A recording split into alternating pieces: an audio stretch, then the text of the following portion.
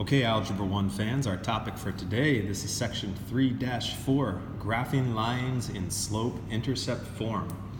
And before we begin, our objectives for today, after this lesson, students should be able to write and graph linear equations in slope-intercept form, model real-world data with equations in slope-intercept form. So let me give you your joke of the day. Why did the cookie go to the hospital? The answer, because he felt crummy. Crummy. All right, so kind of as our warm-up here, this is a review from the last lesson. Make a table, graph each line, and state the slope and the y-intercept. Okay, so here's an equation, y equals 2/3 times x plus 2.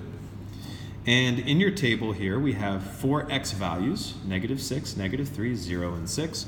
Remember that x is what we call the domain, and the y values are what we call the range. Anytime you want to find a y value, you just take the x value and substitute it into the equation, or the function. Okay, so for -6, on the side here, we would do 2/3 times -6 plus 2. Now that's like -6 over 1. Whoops, I don't need parentheses here. That's -6 over 1. So I can multiply the numerators, that's -12, and then divide by 3. So -4 plus 2 is -2. And then if we substitute -3,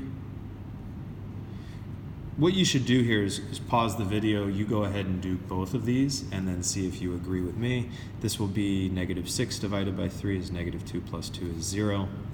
When you substitute 0, anything times 0 is 0, plus 2 is 2, and I'm going to tell you that this will end up being 6. So, if we plot the points, -6, -2 is in the third quadrant, -3, 0 is on the x-axis, 0, 2 is on the y-axis, and 6, 6 is in the first quadrant. And you can see that the relationship is that is a line. So if I connect this, here's my line. And when we have a line, we can calculate the slope. Now we can pick any 2 points here. I'll take these two, and I'm going to count the rise and the run. So plus 2, and then the run is 3 to the right, both positive. So the slope is 2 over 3. That's a fraction. The y-intercept is where we cross the y-axis. Okay, y-int, that's y-intercept. So, if you look at your line, here's the y-axis, we cross here, and that's at 0, 2.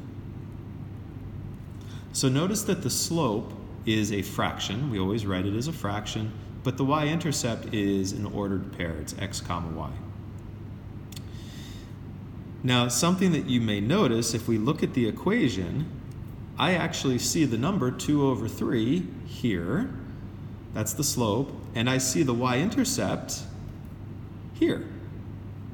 I wonder if that's going to happen again. So let's take the second example, -1/2 times x plus 4. Now again, you're going to substitute these values, and what you will get is +5. And then when x is 0, y is 4. When x is 4, -1/2 times 4 is -2, plus 4 is 2. And then 6 times -1/2 is -3 plus 4, which is 1. So, again, we'll plot the points. -2, 5. So that's an ordered pair. 0, 4. 4, 2. That's over here. And then 6, 1 is here. So the line, looks like that. Now, again, when I count the slope, let's say I use these 2 points, I would go down 1, which is negative, right 2, which is positive. So that's -1 over 2. What if I had chosen those 2 points? You can see that they're further away than these two, but I would go down 2, which is negative, my rise. I would run 1, 2, 3, 4 to the right, which is positive. -2 over 4 as a fraction is -1 over 2. So this is the cool thing. I can choose any 2 points on that line to calculate the slope. The slope has to be the same because in a linear relationship, the rate of change is constant. It stays the same. So where's the y-intercept? Well, we cross the line here at positive 4, 0, 4. Now, look at the equation again. Negative 1/2 multiplying the x, wait a minute, that's the slope. Positive 4, the constant, that's the y-intercept. So what we're trying to do here is establish a pattern. And in mathematics, if we can see patterns, it makes life easier. We can do things faster. And there is definitely a pattern here. And what it is that when we have y equals, the slope is the number multiplying x, and the y-intercept is the constant. The slope is the number, the fraction multiplying x, and the y-intercept is the constant. Okay, so we are going to generalize the rule now. This is called slope-intercept form because the 2 things that we find are the slope and the intercept, the y-intercept. So we write this y equals mx plus b. The m, the number that multiplies x, that is the slope. And then the constant, this could be positive or negative, the b value is the y-intercept. And that is true all the time, every single time. So if I'm asking you in the directions here to graph the following linear equations, use the slope and y-intercept, we don't need to make a table anymore. We don't need to do all of this work because we already have enough information. So the 2 things we have to know are the slope and the y-intercept. Well, y equals 2/5 times x plus b. The m is the fraction, 2/5.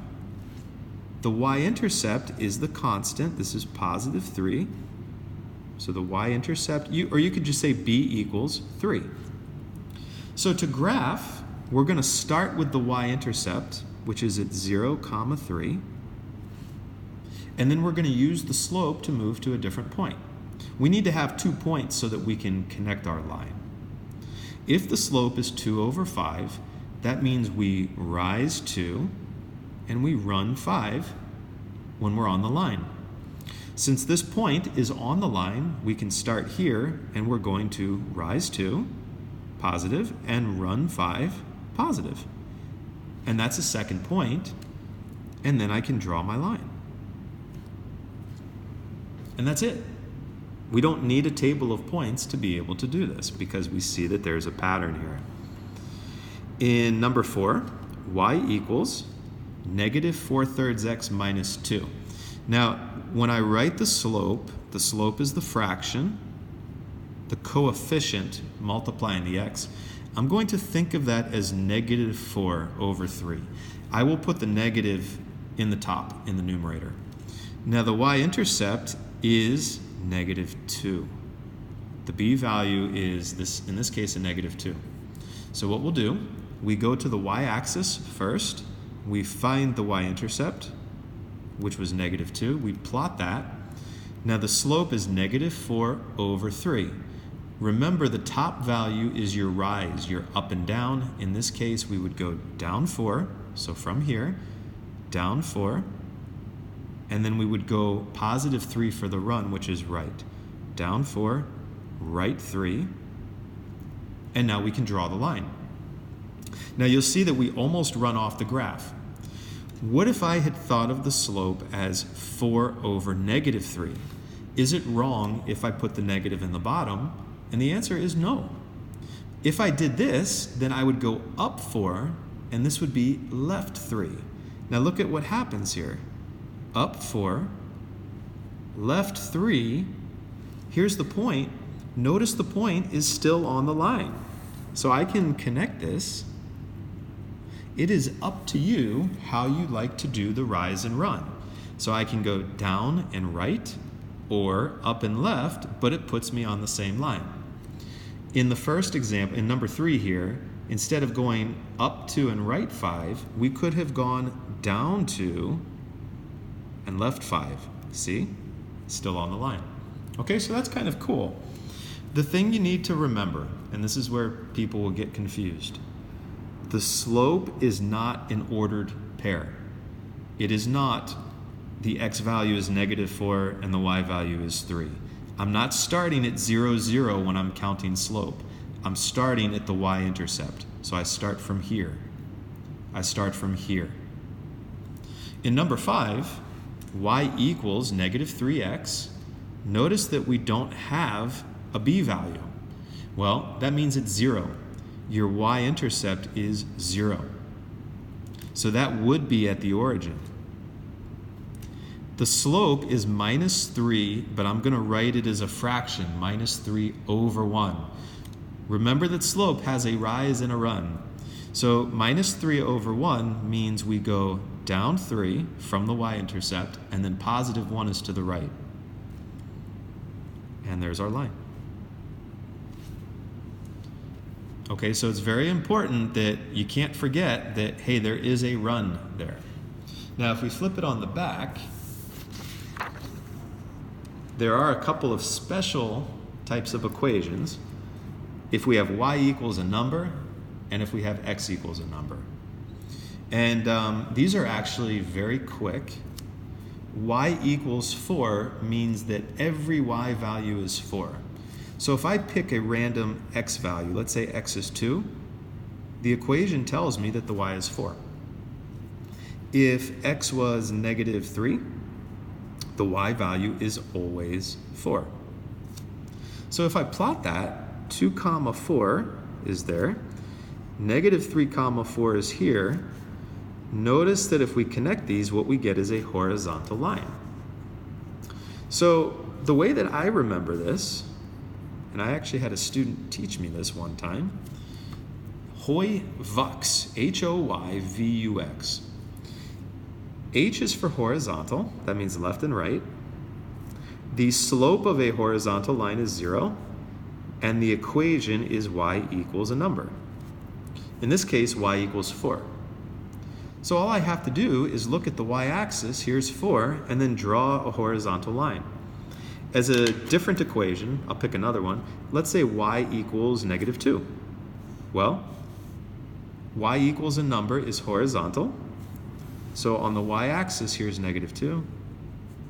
That's my line. I don't even need the points. Okay, so that's a special case. Now what happens if the equation is x equals a number? Well, that would be Vux. V is for vertical line up and down. U is the slope, undefined. But the equation is x equals a number. In this case, -3. So I would go to the x-axis, I would find -3, and I would draw a vertical line. And the reason that's going to be the case, what they're telling me here is that the x value is always -3, no matter what. So if I picked a point, if x is -3, I know the y value could be, sorry, let's say the y value is 4, I'll work backwards. The x value is going to be -3. If the y value was -2, the x value is always -3. And if I plot those points, notice that they put me on the same vertical line. Okay, so when you see these are quick. You don't need to do any work. You don't even need the points. If I said x equals 2, and I asked you to graph it, well, that's a vertical line when x is 2. Now, one more type of equation here. What happens if it's not y equals? 3x minus 2y equals 6. What we have to do is we need to solve this. We need to get it in the form y equals mx plus b. So I'll write it over here. We are going to solve this like an equation.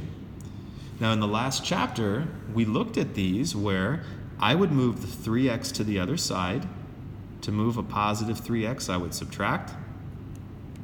Now that gives us -2y equals, now that's 6 minus 3x. We cannot combine that. They're not like terms. But I'm going to write the -3x first, and then this is a positive 6. Now to solve for y, this is negative 2 times y. To undo that, we divide, and I'm going to divide each piece by negative 2. And that gives us 1y, or y equals. A negative divided by a negative simplifies to a positive, so that's 3 over 2 times x. 6 divided by negative 2 is minus 3. Now look at what we have here. This is y equals m times x plus b minus b. So the m is 3 over 2, and the y-intercept is negative 3. So now we can go to the y-axis. We'll plot negative 3 here, and the slope is 3 over 2. So rise from here, rise 3, run 2, positive is up, and then positive is to the right. There's the second point. Now I draw the line. And that is the end of part 1.